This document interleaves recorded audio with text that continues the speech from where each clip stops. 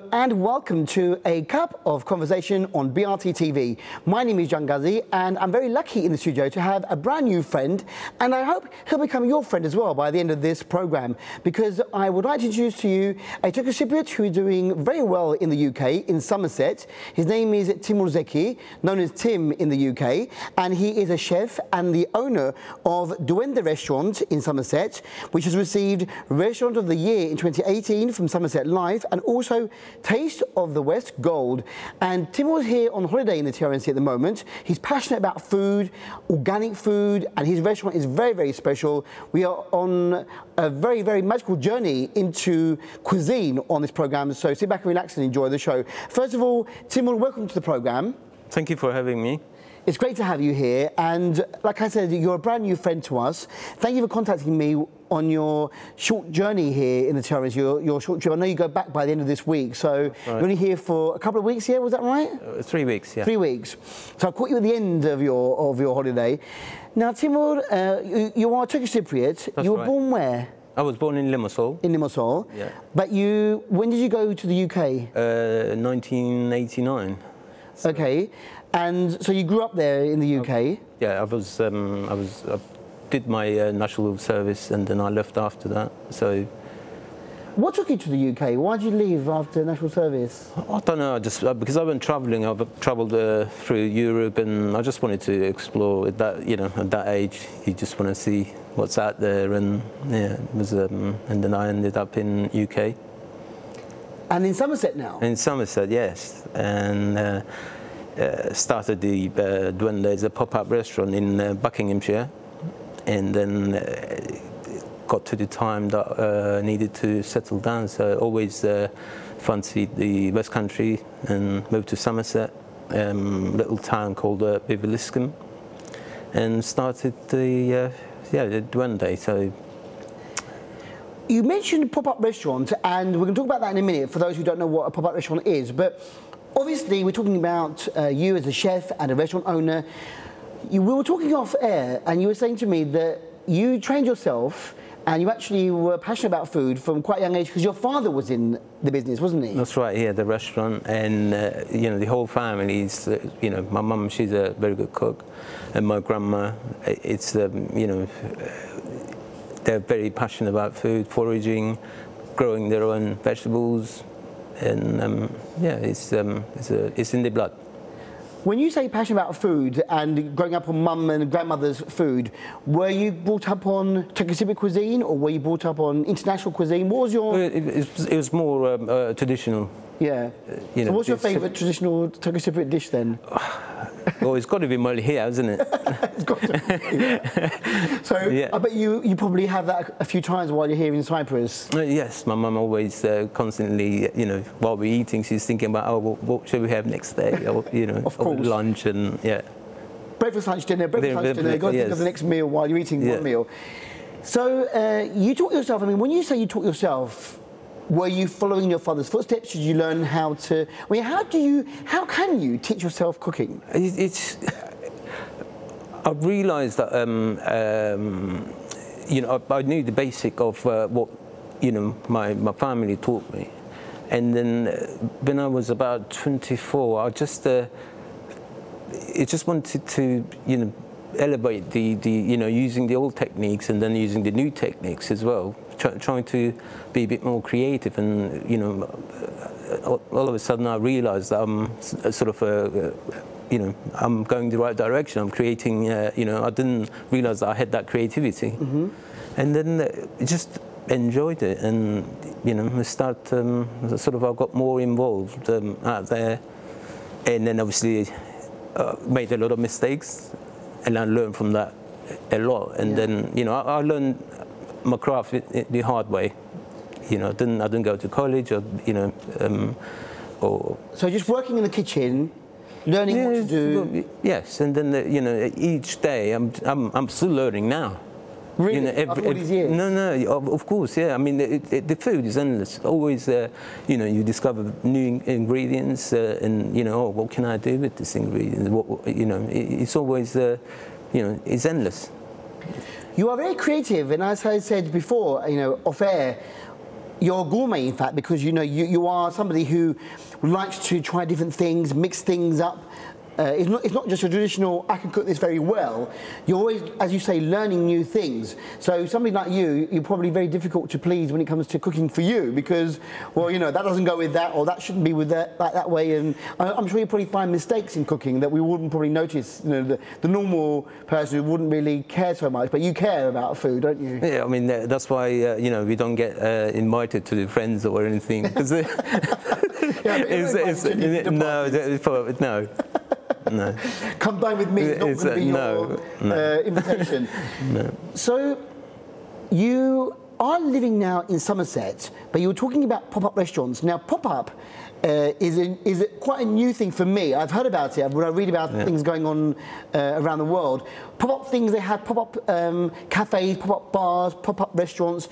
This is actually a short-term thing, isn't it? It is. Literally, the word pop-up, you establish yourself somewhere and that restaurant or that bar or cafe or whatever, that concept is only there for a few days, isn't it, literally? That's right. Yeah, it's as I said before, we started the pop-up restaurant in Buckinghamshire, and you know, it was so successful, so popular, and you know, used to go and hire a venue, you know, do 2 weekends from Thursday to Saturday. You have to be pre-booked. We had a mailing list, so I used to let know people where I'm going, where the you know, the next month event, where it's going to be. So they pre-booked, and within 3 days we used to do 70 covers. We used to get within 3-4 days. We used to get fully booked, the whole 3 nights. Yeah. 70 covers. And I like that the challenge of the, you know, to having that challenge and different albums, different. You don't know, you know, what is going to be there. You know, you don't know how. So that pop-up restaurant that you first did, what was the concept there? I mean, why would people want to come to that restaurant in particular? Was it again? It just, I had to start from somewhere, so I needed to, you know, to prove to people what I'm capable of, and you know, to share my passion with them, and then you know, from it was for 3 weekends. Ended up it was a waiting list for 9 weeks. So I had to run the pop-up. That was the first time that. Oh my God! Yeah, so 9 weeks. 9 weeks. Yeah, that was the idea was, you know, 3 weeks, 3 weekends, but 9 weeks. 9 weeks. That's how popular. Yeah, yeah. It surprised me. Now you are settled in Somerset, and in fact, your restaurant has only been open for 18 months. 18 months. And you've already won a few awards. Yes. So you're on the right direction. I am, yes. And now, I asked you, or you said to me, do you know what duende means? And I said, I don't know what duende means, but it's quite difficult to explain. It's a Spanish word, isn't it, duende? And it is. What is the concept behind that word? Well, basically, it's about creativity and passion, and always being on the knife edge, because you know, duende being a pop-up, it's you don't know. You've got 6 hours to prep. You know, you walk into the building and you know, set it up as a restaurant, and you know, do it for 3 nights, and you just don't know. Never used that equipment before. It just you know, sometimes you end up with nice surprises, and you know, and then they have to, you know, adapt to it and make it work. So. You like the excitement, though, I think, of that. Oh, I do. The challenge is what is. I can see the excitement in your eyes. You know, you want to be challenged. It's not an easy. You don't like to be in that comfort zone, do you? You know, of doing the same things that day in, day out. I can't do that. That's why I do. You know, my restaurant, I change the menu, and also, you know, when you come to my restaurant, you don't get any a menu. Now this is where I have to stop you because this is the concept of Duende restaurants. And when Zekki was explaining to me, when Tim Zekki was explaining to me about the restaurants, you go in and there is no menu and you don't know what you're going to get. When you book, if you have any allergies or anything that you can't eat, you have to explain that to Timur before you go. But apart from that, you don't know what you're going to get. And at the end of the meal, and it's a 5-course meal, by the way, viewers, you have the 3 main, they're building up to the starter and the in-between and the main course, then you have a dessert and you have a cheese plate at the end. Everything's got its own selection of wines with it, drinks. But at the end of the meal, when it's all finished, then you present the... That's right, yes. The menu. Yes, it's... That must be a very interesting dining experience for your diners, because to not know or not to get the choice is very unique when you go out somewhere, because you normally want to go to a restaurant where you know what you want to get. What you're going to get when you go there. The idea behind that is because we've got such a fantastic small producers, and the ingredients that we use is that you have to treat it with respect, and people they have a bad experience elsewhere, and they start saying I don't like this, I don't like that. So I just want to you come to Duende for experience, and we as I mentioned before, we've got such a fantastic ingredients that you have to treat it with respect, and then that's when you get the ingredients like that. You don't have to do much. It just let it do, to do its magic. It's full of flavor. It's everything is there. It just. So those who come to Duende don't come out just for a meal out and just to chat. It's actually there to have a culinary experience. Yeah. And to actually, maybe more gourmets are coming to your restaurant. Those who really are passionate about food, because I always think of people in 2 categories: those who eat to live and those who live to eat. And you're obviously a person who lives to eat, yes, because you enjoy cooking and you enjoy also the experience of new tastes, discovering new combinations. For me, I'm the other person. I live, as you can see, I live to eat. I eat too much, and I'm living the good life, I suppose. But really, we should probably take more time when we're going out for dining to choose the right things, or we don't always. People are giving us combinations that aren't really right, aren't they? Sometimes, we shouldn't be really mixing this with that. It is quite complex, and to putting especially when you're doing a tasting menu for 5 courses, and then every dish it needs to be connected to the whole thing to make sense. And then on top of that is you got the wine flight, which it needs to be connected again, to have that nice flow. Mm-hmm. So that's why what excites me, and then that challenge is that's when I get really my buzz, basically. Is it all in the presentation, or is it all in the nuances in the sauces you make or the combinations you put? Because let's say you've got some fish, or let's say you've got some chicken.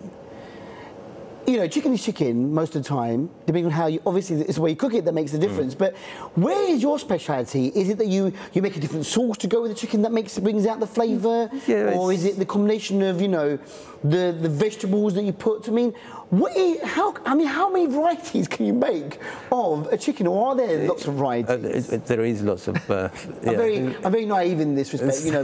Please humour me here, Timur. I'm not very good. You just put me chicken and chips, and that's it. I'm all right. I'm happy. But what would you say is a speciality? Is it? Chicken is not very strong flavour. No. So you have to be careful what you actually put next to it, because you have to build up so it doesn't overpower the chicken and destroys the. Yeah. It needs a bit more subtle sauces. You can, I don't know, like a fennel and sort of a subtle sauce. Depends where you're going with the the main ingredient. So it's and then you got obviously when it comes to red meat or duck breast, is I mean, with the duck, you know, you can do a blackberry compote, celeriac puree. You know, that's the old classic, and you know, you can use orange sauces, and yeah, it's loads of ingredients that you can put next to it. You're also very keen on organic. It's a very rural area, Somerset, and you have your own. Do you have your own? Not a farm. No, it's not a farm. We've got a big enough garden that we can sort of grow with some of our vegetables, and mainly is the garnishing basically. So, because what we do, we snip it and then put it on the plate. Yeah. So it doesn't, you know, it doesn't stay in the fridge for very long. So,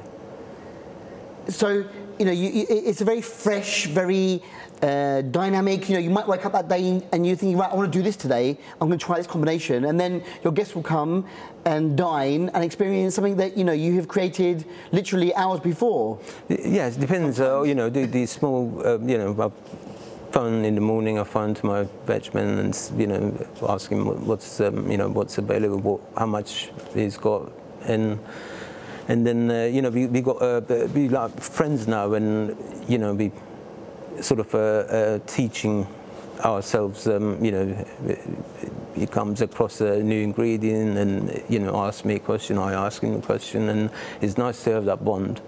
And you know, all the suppliers that around the area, it's you know, that's how it should be. Yeah. You know, and it's people, you know, they're a bit shy to ask, oh, where is this come from? How old is it? Or, you know, and I think people, they should ask. A lot of people also nowadays are going vegetarian or even vegan. So would you, obviously they have to let you know beforehand, your guests who are dining with you, oh, and so you have to prepare another separate vegan or vegetarian menu then? Another 5-course tasting menu again, vegetarian or vegan, and then do another one flight. The regular... to suit the vegetarian or vegan. It's a completely different menu basically. Do you like working with just vegetables and things like that? I love vegetables. Yeah. Yeah, I love vegetables. As long as you know, as long as I know that it's you know, I do believe in slow food, in organic, and I need to know where it actually comes from. Provenance is very important to me. Because you know, in Turkish Cypriot cooking, vegetables are quite heavily used. I mean, we always have sort of like vegetables, although meat is very popular, you know, we all forget the kebabs. I mean, kebab is everything, but there are a lot of vegetable dishes, like, as we mentioned before, you know, mulihia. Yeah. And in fact, you were saying to me that you use mulihia once, but as a sauce. Yeah, I do, yes. Yes. Now that must be really, really amazing to do. It is amazing. It's, you know, cooking. So what do you do with mulihia then to make it into a sauce? Well, I do, I do use what I do. From the lamb, I roast the bones, and then I scorch the onions, and then I put it into a pressure cooker with the mulihia, and then I leave it on you know, pressure cooker for 40 minutes, and then I leave it on a set temperature, so it stays overnight, and then. You know, next day I just process it, sieve it, pass it through a sieve, and then obviously mulihia is you know, is better next day, and then you really get the full flavour of it. But it's quite an acquired taste, mulihia. I mean, we all know it as Cypriots. Yeah. But, you know, for somebody in the UK to all of a sudden get that taste, because you either like it or you don't, mulihia. I think it's one of those foods that really is, I mean, a lot of the Turkish Cypriots who grew up on it love it, but maybe, I mean, do you ever get, I mean, have you ever had a negative reaction to that mulihia sauce? No, not at all. Really? Yes. It's quite pungent, very... It is pungent. It just, you know, you put the right amount. You can't just, you know, smudge it all over the dish. It just, you need to be, you know, it needs to be well balanced. So yeah. So that's another key thing, to balance everything, not to smother things or... No, it is important. Just get a bit of a taste. Bit of a, yeah, you know, that finishes it off nicely. You know, just you get that pungent. Interesting. Yeah. Very interesting. Do you think, I mean, some people might say, oh, I don't like spinach, I don't like Brussels sprouts, I don't like cauliflower, I don't like this, but do you think that you have that technique where if you prepared it in your way, that you would be able to feed us things that we normally wouldn't eat, and we'd say, oh my God, I love it now? Yeah, people say, oh, it's like, oh, I've never liked, you know, spinach or aubergine, but, you know, because I do trust my ingredients. And as I said before, you need to treat it with respect. And then, yeah, it's completely different. So very, very interesting. So how you say you are learning all the time? How do you keep up with what's going on? I mean, how do you learn more? Are you just doing things in the kitchen more differently, or are you following things online or watching other people? I do. You know, I have. You know, I check stuff online. I check. You know, and I also work with. You know, chefs that they had you know, like Michelin star kitchens, and then, you know, I work with, you know, French chefs, Italians, and, you know, we pass on information as, you know, we learn new things, because they use different techniques, we use different techniques, and it's a, you know, it's a learning curve. And as I say, every day you learn something new and discover new ingredients. How would you describe your restaurant in a way that, like, for instance, I'm going to go to an Italian restaurant or a French restaurant or to a Chinese or Indian, but, you know, yours is not one country's kitchen cuisine, is it? So it could be anything. Anything, yeah. It's you know, it's just a,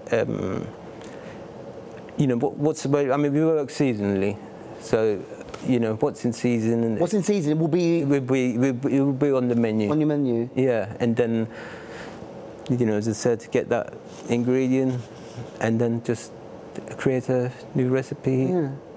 Because the restaurant is not open every weekend. It's only beginning of the month and the end of the month. So I've got 2 weeks. So what I do, I'll prep. You know, it gives me a time to, you know, to check out what's, you know, what's growing, what's available, and then work on the recipes and the ideas, you know, to put a menu together. But this isn't really, I mean, would you still class your restaurant as a pop-up restaurant? It's not really, because you're there now. It's an in-between thing, I suppose. Yeah, basically it's like an event based, isn't it? So we try to, you know, to do, you know, different events. And because on social media, I know your Instagram, will give out the address towards the end of the interview, but you've got your own website and also on social media, so people can, you've got that advertisement saying book now for the upcoming, you know, the days when you'll be open. Yeah, but people, they have to book. It's only booking. Yeah. Because the reason for that, we do 20 covers. Our ingredients, they come in daily. End of Saturday, we got nothing in the fridge. We don't freeze anything, so everything is empty. It's empty? Empty. It's Thursday morning. You know, if it's a fish, you know, the lady collects it from Brixham. His boat comes in at 9 o'clock. Is with me. Prep it, goes to service, and then as I say, it's empty. And the next day, check the bookings, how many people we got. We do a few extras just in case any accidents and, you know, happens, but that's what we do. So Saturday evening, there's nothing in the fridge ready for the, you know, for the following event. So amazing. That cuts the and the reason I don't do a la carte, it's and you don't know who's having what. So for me, you know, being a small kitchen, not having a massive walk-in fridge, it just that I can't say, oh, I hate wastage. So I'd rather be in control to you know, to keep my, I know how many people coming in, I know what I'm ordering. Yeah. and I'd rather see my fridge empty. You hate waste, you say, and also it's very important to point out that you think it's important to have things fresh. Consuming, you know, I know that there, you know, in Cyprus we have lots of, you know, fruits and vegetables, seasonal fruits and vegetables, and it's always, you know, people like going to the markets and getting the fruit and vegetable there straight away. And then, is it best to cook it as soon as possible then to use the vegetables to get the you know, if you leave the vegetables in the fridge for 4 or 5 days, it's not, you're not going to get that nutrition, that health benefits basically. Yeah. So it's best to, you know, take it out of the ground and then whatever you got to, you know, cook it. It just that's the where you benefit of the goodness.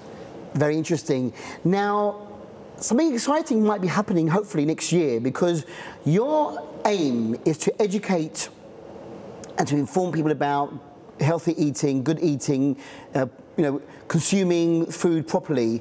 And are you hoping to do pop-up restaurants here in North Cyprus next year? Yes, because I've been. I mean, that's the plan. That's the idea. You know, I went to the Wednesday market in Karinia. Mm-hmm. I met fantastic producers. There's some foragers, and you know, we had a nice long chat.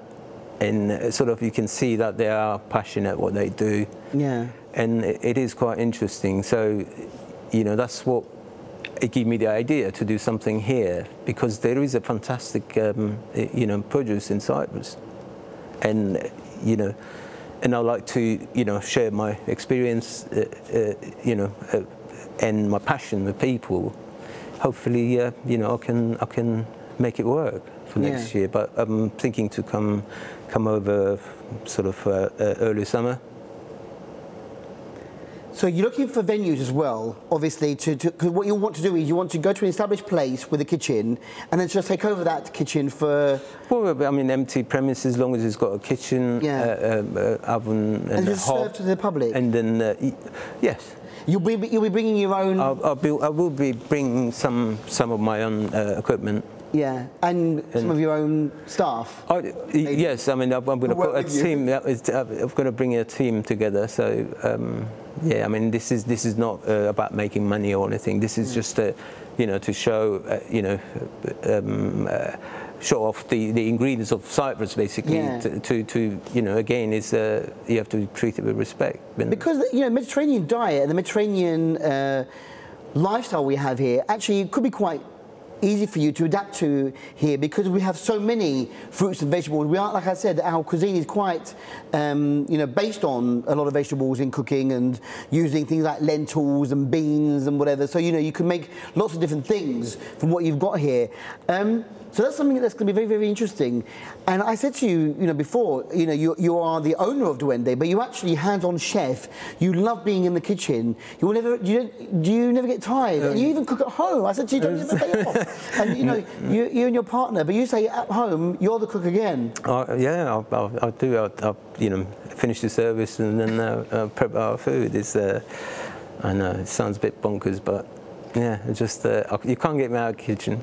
Really, well, it's good that you love it, and it shows, you know, your passion for the food and your passion for cooking and for trying new things. But to go to a restaurant and not knowing what you're going to get is a very unique concept, which I don't think is very, very, you know, thought of here in the TRNC, especially to be able to go somewhere and think, well, you know, what am I going to eat? What if I don't like it? But you know, you're making it sound like as if, you know, the plates are emptied probably at the end of the day. Everyone, you know, yeah. I mean, you know, you got the right wine, you got the right accompaniment. The whole of the menu is linked to each other, so it's always an extraordinary culinary experience that people are going to get. You make it sound so good, Timur, that I want to be there. I want to go to Somerset, but hopefully you'll come here next year with a pop-up. Put me down. My wife and I will come down to your restaurant if you can pop up here. Yeah. For those of you, we're going to wind down the interview now. We're running out of time. For those who want to find out more, you have Duende Restaurant on Instagram. That's right. Tim Zekki is on Facebook. Yeah. And you also have your own website, don't you, as well, where we can follow? It's duende.co.uk.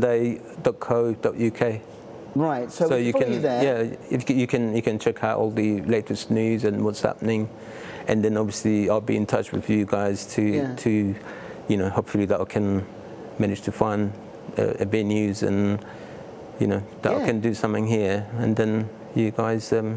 Well, I'd love to see you working in the kitchen and see what you come up with here with the Cypriots food and the fresh produce that you can get here. But you'd be surprised. You'd be surprised. I bet you will surprise many of us. So I look forward to your return visit, Tim. Yeah. I hope this is going to be the start of a good friendship between us, you know, us here in the Charency and you as a great chef. I wish all the best for your return back to the UK to Duenda Restaurant. I'm sure you've got lots of things coming up for, you know, Christmas and New Year and beyond, but come back soon and please do surprise us with your culinary experience. I will. Is that a promise? Yeah. That's a promise, and I will do. Yeah, I will surprise a few people, I think. Thanks a lot. Thanks for contacting us, Tim Morden. Have a safe journey back to the UK. Thank you very much. Thank you for having me again. You're more than welcome. With that, we've come to the end. I mean, I don't know how it passed by so quickly, the 30 minutes we had together with Tim Zekki, but if you are in the Somerset area, go to Duenda Restaurant, and if Timur has his pop-up restaurants here, make sure you put your name down because it's going to be an amazing experience. From what we've learned today in the half an hour, he's an amazing cook who can teach us a lot here in the Charency. But thank you for watching. Hope you enjoyed the programme. Until next week, have a great week. Bye-bye.